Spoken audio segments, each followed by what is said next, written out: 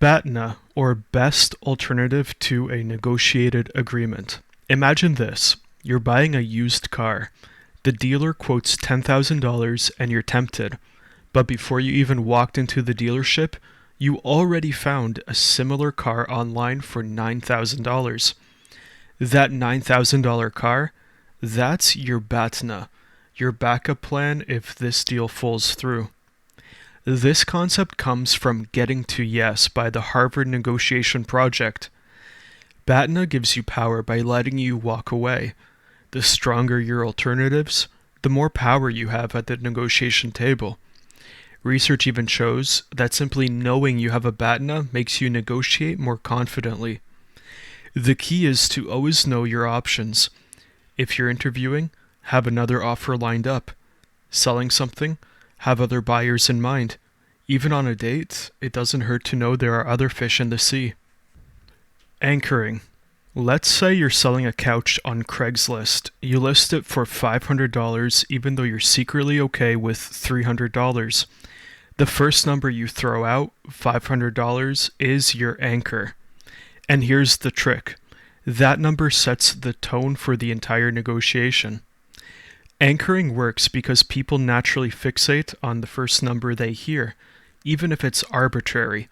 Studies show that even experienced negotiators aren't immune to the effect of an anchor. This tactic is highlighted in Negotiation Genius by Harvard professors Deepak Malhotra and Max Bazerman. They explain that making the first offer lets you control the range of the discussion, nudging it closer to your ideal outcome. The key? Start high if you're selling and start low if you're buying. Just make sure your anchor is realistic. Too extreme and you'll scare the other party away. Win-win versus zero-sum. Imagine this. A small business owner is negotiating with a supplier.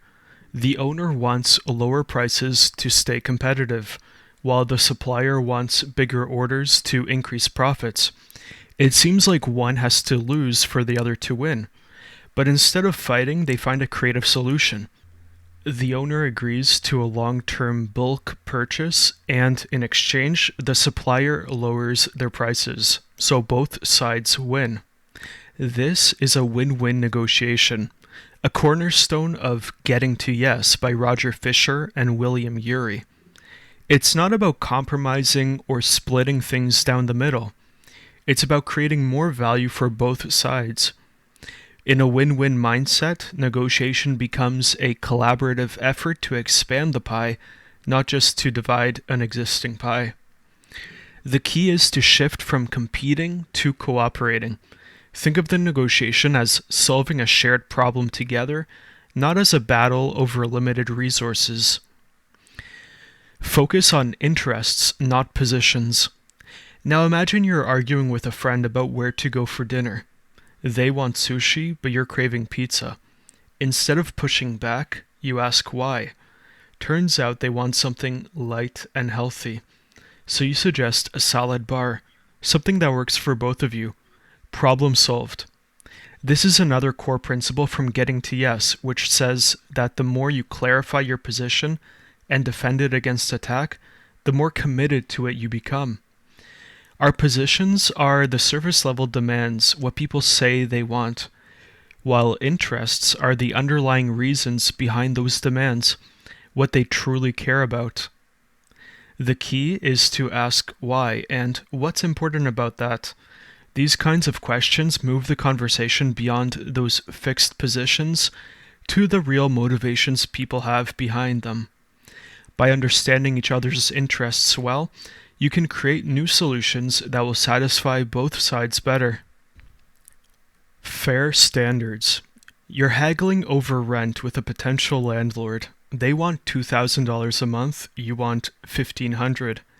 Instead of arguing endlessly, you suggest looking at local rental listings to see what similar apartments are charging. The landlord agrees, and you both settle on $1,750, a price backed by fair market data. This tactic, outlined in Getting to Yes, is about using objective criteria to guide your negotiations. When emotions or biases threaten to derail the discussion, fair standards like market data, industry benchmarks, established precedents, or expert opinion can ground the conversation in logic. The key is to bring in an external standard that both sides can agree is reasonable. It's not just about fairness, it's about making the deal feel legitimate and harder to dispute. Separate people from the problem. Imagine this. You're managing a team, and two coworkers are clashing over project deadlines. One says the other is lazy, while the other fires back that their expectations are unrealistic. Tempers are high, and nothing's getting solved. So, instead of taking sides, you suggest focusing on the real issue, which is how to balance the workload to meet the deadline. This tactic is about separating personal emotions from the problem at hand. The key is to treat the other person as a partner, not an opponent. Acknowledge their perspective, but keep the conversation focused on solving the shared problem, not attacking each other. Bundling issues. You're negotiating a raise with your manager. You want a higher salary, but they push back saying the budget is too tight. Instead of just sticking to discussing salary, you widen the scope of the negotiation. You ask about potential bonuses, flexible hours, or more vacation days. By bundling these issues together within the negotiation, you create more room for trade-offs, making it easier to reach an agreement that works for both sides. This concept is emphasized by Professor Deepak Malhotra of Harvard Business School, co-author of Negotiation Genius. He highlights the importance of being flexible in the currency in which we get paid. The key is to not focus solely on one demand we have. Think about what else might be valuable to you or the other party, because when you bundle issues together, you're more likely to find a solution that will satisfy both sides. The power of silence. Picture this. You're buying a car and the salesperson says, $25,000, take it or leave it. Instead of reacting immediately, you pause. You sit back, fold your arms, and let the silence hang in the air. The salesperson, uncomfortable with the quiet, quickly adds, well, we might be able to go a little lower. This tactic is a powerful tool that shifts pressure to the other side. The book Negotiation Genius says, effective negotiators understand not only the power of silence, but also the need to be comfortable with it. People fill silences and awkward pauses with concessions or extra information. The key is to stay calm, resist the urge to speak, and let the silence do the work. And the next tactic is similar. The flinch. You're negotiating the price of a used car, and the seller says, $15,000. Instead of calmly nodding, you flinch, literally. You raise your eyebrows in surprise, you lean back and say, $15,000?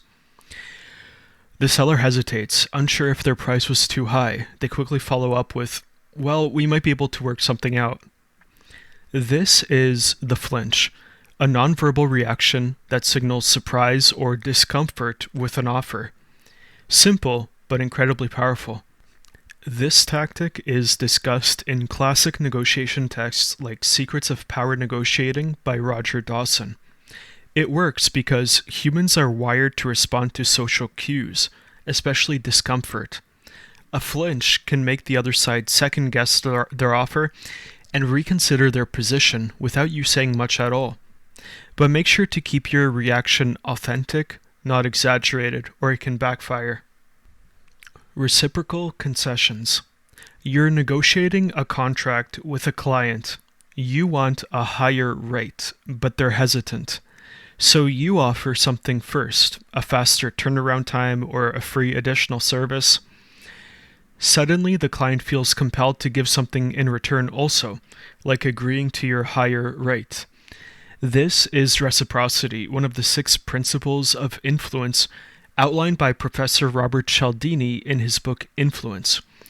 When you give something of value, it creates a sense of obligation for them to return the favor. Cialdini's research found that even small gestures, like offering someone a free drink, can dramatically increase their willingness to say yes to a larger request. Mirroring. You're in a negotiation, and the other side says, "We need this project finished in 30 days. Instead of immediately agreeing or pushing back, you respond, 30 days.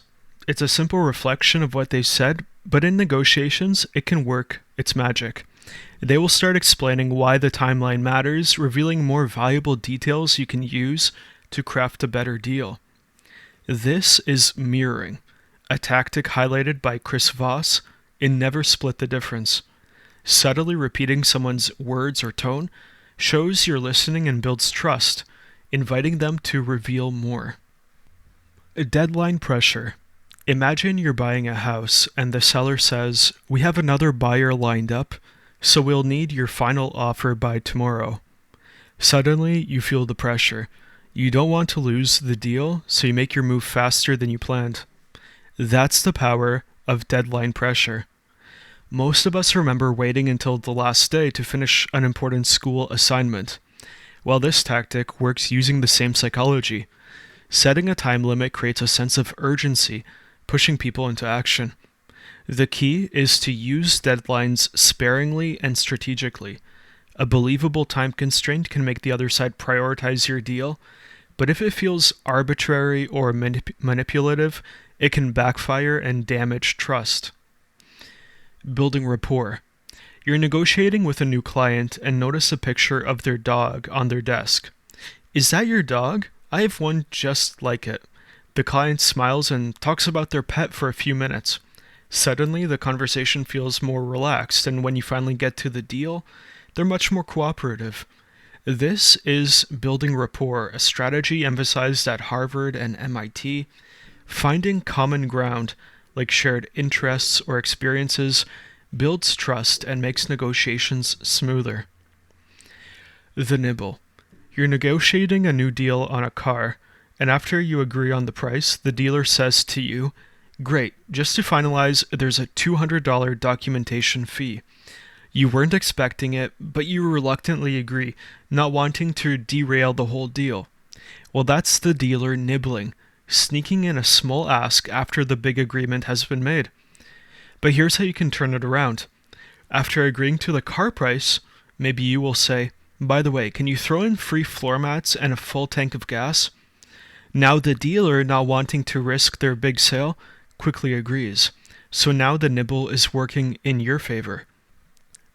This tactic, discussed in negotiation books like Secrets of Power Negotiating, works because minor requests seem insignificant when compared to the larger deal already on the table, making them less likely to be resisted. Communal problem solving. You're at a shoe store, eyeing a pair that's just out of your price range. Instead of arguing with the salesperson about the price, you say, "I really love these shoes, but they're slightly over my budget. Is there any way you can help me out?" The salesperson talks to their manager, gets you a discount, and you walk away happy. This approach, taught by Professor Margaret Neal at Stanford, works by framing your request as a shared problem you can both solve. By saying, "I have a problem, can you help me?" you shift the negotiation from a tug of war to a team effort, fostering cooperation instead of conflict. The contrast principle. You're shopping for a suit. The salesperson first shows you a high-end $2,000 suit. After you express hesitation, they present another high-quality suit that costs only $1,000. In comparison, it seems like a bargain. Now imagine looking at two identical circles. One is surrounded by smaller circles, and the other by larger ones. To most people, the first circle looks bigger, even though they're the same size. Well, that's the contrast principle at work. Our brains perceive things relative to what's around them, not in isolation. In negotiations, we can use this principle strategically. For example, if you present a larger, less favorable option first, your real offer will seem much more appealing by contrast. It's a simple trick that can shift how people see your offer without changing a single detail.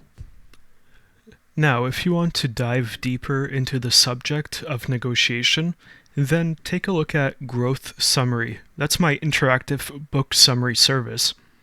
Over there, I have in-depth guides to many of the books mentioned in this video, so you can learn how to negotiate like a pro in less time, learning the exact lines and techniques used by experts at Harvard, the FBI, and more. We even have a free trial available at Growth Summary.